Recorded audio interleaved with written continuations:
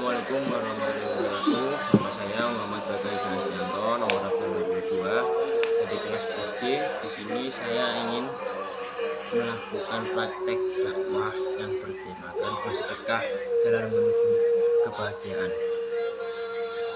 Yang pertama, maha suci Allah yang telah menurunkan Al-Quran sebagai pedoman bagi umat Islam. Di dalamnya telah diatur segala urusan baik tentang muamalah, ibadiyah, akidah, dan lain sebagainya. Al-Quran adalah kitab suci yang benar-benar komprehensif, serasi, dan penuh dengan keajaiban-keajaiban. Salah satu yang paling detail diterangkan di dalam Al-Quran adalah terkait dengan ubudiyah.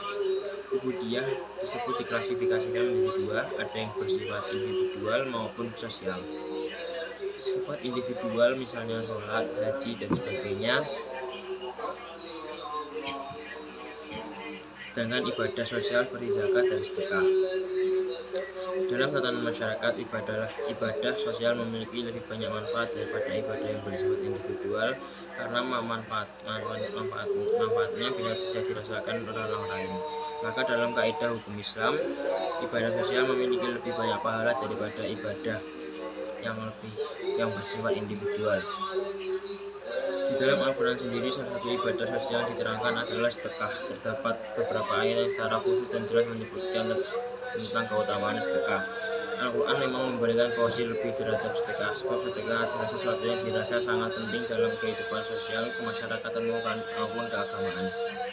Dengan sedekah akan sangat mungkin terjadi keseimbangan antara si miskin dan si kaya, serta dapat pula memberikan nafas pada penyiaran agama Islam secara terus-menerus.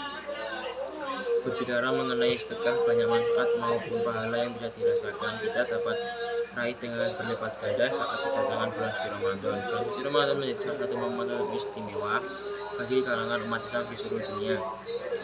Bulan yang dikenal sebagai bulan penuh ampunan, bulan di mana pahala setiap perbuatan atau amal soleh juga berlipat ganda, menjadikan kaum muslimin yang menjalankannya sangat berlomba-lomba dalam kebaikan dengan muslim lainnya.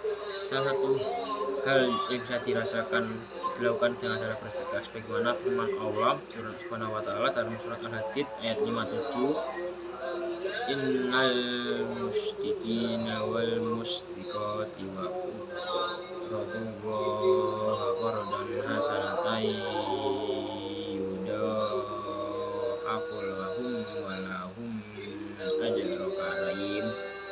Sesungguhnya orang-orang yang bersifat sedekah, baik laki-laki maupun perempuan, dan meminjamkan kepada Allah pinjaman yang baik, niscaya akan dilipat gandakan ganjarannya kepada mereka dan bagi mereka pahala yang banyak.